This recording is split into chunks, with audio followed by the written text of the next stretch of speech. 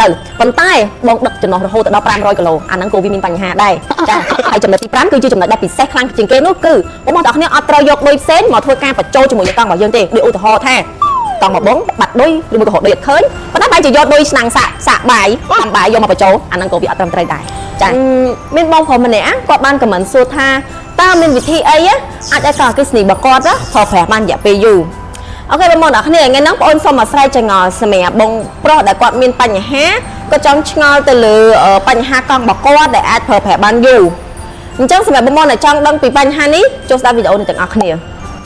ទី1ដើម្បីឲ្យកង់អគ្គិសនីរបស់បងអាចប្រើប្រាស់បានយូរបងកុំត្រូវទុកកង់ចោលដែលអត់ប្រើប្រាស់រយៈពេលយូរថ្ងៃពេក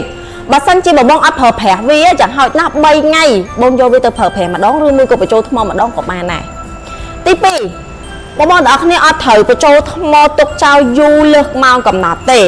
បញ្ចូលយ៉ាងយូរពី8ទៅ10ម៉ោងអីបានហើយទី3បងប្អូនទាំងអស់គ្នាគឺអត់ត្រូវបញ្ចូលថ្មនៅកតាថ្ងៃក្តៅព្រោះវាអាចបង្កមានហានិភ័យទី4បងប្អូនទាំងអស់គ្នាគឺអត់ត្រូវដឹកលើសចំណុះទេចាដូចឧទាហរណ៍ថាប្រភេទកង់ហ្នឹងគឺគេអាចទ្រទម្ងន់បាន180គីឡូឬមួយក៏250គីឡូអញ្ចឹងទៅប៉ុន្តែបងដឹកចំណុះរហូតដល់500គីឡូអាហ្នឹងក៏វាមានបញ្ហាដែរចាហើយចំណុចទី5គឺជាចំណុចដែលពិសេសខ្លាំងជាងគេនោះគឺបងប្អូនទាំងអស់គ្នាអត់ត្រូវយកឌុយផ្សេងមកធ្វើការបញ្ចូលជាមួយនឹងកង់របស់យើងទេដូចឧទាហរណ៍ថាកង់មកបងបាត់ឌុយឬមួយក៏រកឌុយអត់ឃើញប៉ុន្តែបែរជាយកឌុយឆ្នាំងសាក់បាយតាមបាយយកមកបញ្ចូលអាហ្នឹងក៏វាអត់ត្រឹមត្រូវដែរចា